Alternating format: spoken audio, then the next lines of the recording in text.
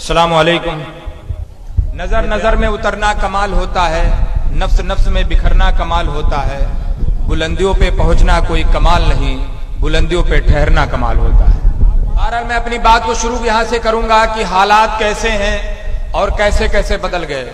बहुत से लोग कहते हैं 2014 से बड़े बुरे हालात हैं और 2021 चल रहा है, बड़े बुरे हालात से देश गुजर रहा है। मैं भी मानता हूं कि हालात बहुत खराब हैं और हालात को सबसे ज्यादा खराब करने वाली भारतीय जनता पार्टी है। लेकिन इस हालात से लड़ कौन रहा है? कौन चाहता है कि इस तरह के हालात बदलें?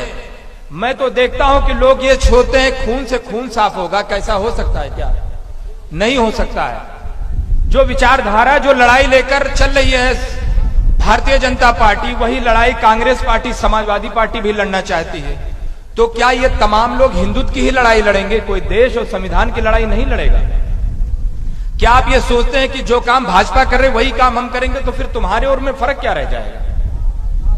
यही तब्दीली लाने के लिए एमआईएम आई है, यही सोच पैदा करने के लिए एमआईएम आई है। हम ये बार बार कहते हैं कि हमारी सोच, हमारी फिक्र, हमारा मामला इन तमाम लोगों से अलग है। इसीलिए बार बार असदुद्दीन ओवैसी साहब हर न्यूज टीवी डिबेट पे या जनसभाओं में या पार्लियामेंट में कहते हैं कि नदी के दो किनारे कभी एक नहीं हो सकते, और वो नदी के दो किनारे अलग अलग भाजपा और एमआईएम है। लेकिन ये किनारा समाजवादी पार्टी और बहुजन समाज पार्टी और कांग्रेस से नहीं मिलता है। अगर किसी को यकीन ना हो तो पता कर लीजिए, महाराष्ट्र में जो शिवसेना हमारी इतनी बड़ी दुश्मन है, आज उसी शिवसेना की गोद में बैठकर खेल रही है समाजवादी पार्टी। जाके पता कर लीजिए, समाजवादी पार्टी के 2 विधायक हैं जो शिवसेना के साथ अलायंस करके सरकार में मजे लूट रहे हैं। कुर्सी से विधायक फरीद महमूद किदवाई थे, बाराबंकी समाजवादी पार्टी का गढ़ था। यही बहराइच से कई विधायक थे, गोंडा से थे। ऐसे मिला के सैकड़ों ऐसे हमारे हिंदू विधायक थे जो मुसलमानों के वोटों से विधायक बने, और ऐसे 45 नहीं 49 विधायक ऐसे थे जो समाजवादी पार्टी के बैनर तले से बने। मुजफ्फरनगर जल गया। आजादी के बाद सबसे ज्यादा पलायन अगर कभी हुआ तो मुजफ्फरनगर में हुआ। सरकार किसकी थी? आपके मनपसंद की, हमारे मनपसंद की थी। मारा कौन गया? आप मारे गए। सेंट्रल में किसकी सरकार थी मालूम है? कांग्रेस पार्टी की थी, जहां आपका समर्थन था। उसके बावजूद भी हुआ, लेकिन आप नहीं रोक पाए। यही बात मैं आपको बता दूं कि एक मामला हुआ मुजफ्फरपुर में, जो बिहार में पड़ता है।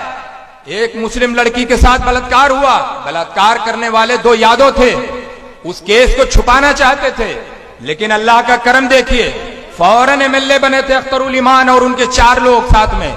जैसे पता चला, मुजफ्फरपुर का मेरे पार्टी का जिलाध्यक्ष मुकीम भाई थे, मैंने उन्हें फोन किया। हमने कहा मुकीम भाई पहुंचिए और प्रदेश अध्यक्ष जी से बात करिए।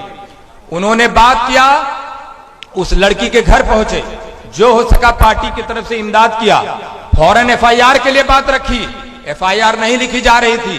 अख्तरुल ईमान साहब ने डीजीपी से बात किया और कहा कि अगर एफआईआर नहीं लिखा गया तो हमारे 5 विधायक आके धरने पे बैठ जाएंगे और लाखों लोग आपके डीजीपी ऑफिस का घेराव करेंगे। रातों रात एफआईआर लिखा गया, रातों रात एफआईआर लिखा गया। सदन में पहली एंट्री हुई।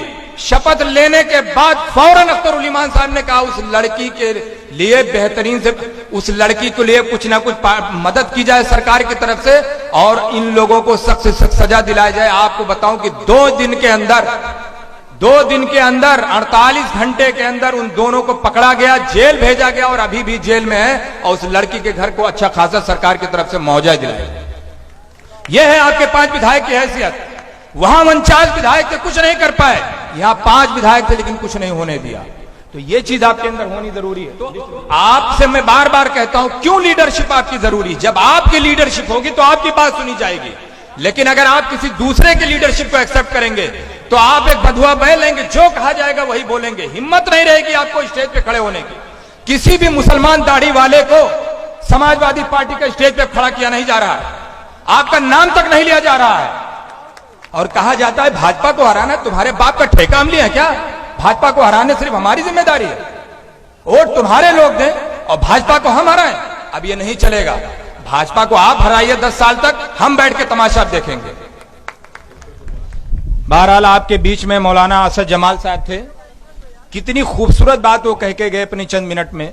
उन्होंने कहा कि जब तक आप अपना लीडर तस्लीम नहीं करोगे, जैसे आप मस्जिद में नमाज पढ़ने जाते हो, जब तक एक इमाम के पीछे नहीं खड़े होते हैं, अगर उसी के साथ 2 इमाम खड़े हो जाएं तो एक रुकू में रहेगा, एक सजदे में रहेगा।